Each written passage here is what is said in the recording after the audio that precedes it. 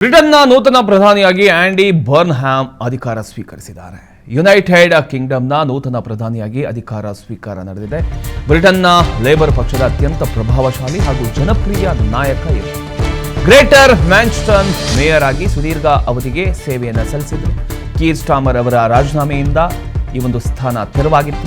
ಕಳೆದ ಒಂದು ದಶಕದಲ್ಲಿ ಅಂದರೆ 2016ರಿಂದ ಈಚೆಗೆ ಬ್ರಿಟನ್ ಕಂಡ 7ನೇ ಪ್ರಧಾನಿ ಇವರಾಗಿದ್ದಾರೆ ಆಂಡಿ ಬರ್ನ್ಹ್ಯಾಮ್ ಅವರು. ಬ್ರಿಟನ್ ರಾಜಕೀಯದಲ್ಲಿ ಮಹತ್ವದ ಬೆಳವಣಿಗೆ ನಡೆದಿದೆ. ಲೇಬರ್ ಪಕ್ಷದ ಹಿರಿಯ ನಾಯಕ ಆಂಡಿ ಬರ್ನ್ಹ್ಯಾಮ್ ಯುನೈಟೆಡ್ ಕಿಂಗ್ಡಮ್ನ ನೂತನ ಪ್ರಧಾನಿಯಾಗಿ ಅಧಿಕಾರ ಸ್ವೀಕಾರ ಮಾಡಿದ್ದಾರೆ.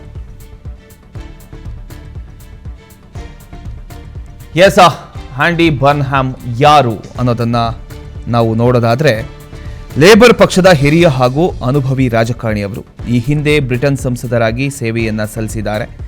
ಲೇಬರ್ ಸರ್ಕಾರಗಳಲ್ಲಿ ಸಚಿವರಾಗಿ ಕಾರ್ಯನಿರ್ವಹಿಸಿದ್ದಾರೆ. ಗ್ರೇಟರ್ ಮ್ಯಾಂಚೆಸ್ಟರ್ ಮೇಯರ್ ಆಗಿ ದೀರ್ಘಕಾಲ ಅವರು ಸೇವೆಯನ್ನು ಸಲ್ಲಿಸಿದ್ದಾರೆ. ರಾಜಕೀಯ ವಲಯದಲ್ಲಿ ಕಿಂಗ್ ಆಫ್ ದ ನಾರ್ತ್ ಅನ್ನುವಂಥ ಹೆಸರಿನಿಂದಲೂ ಕೂಡ ಅವರು ಪ್ರಸಿದ್ಧರಾಗಿದ್ದಾರೆ. ಇನ್ನು ಕೀರ್ ಸ್ಟಾರ್ಮರ್ ಅವರ ಉತ್ತರಾಧಿಕಾರಿಯಾಗಿ ಬ್ರಿಟನ್ನ ಪ್ರಧಾನಿಯಾಗಿ ಅಧಿಕಾರ ಸ್ವೀಕರಿಸಿದ್ದಾರೆ. ಈಗ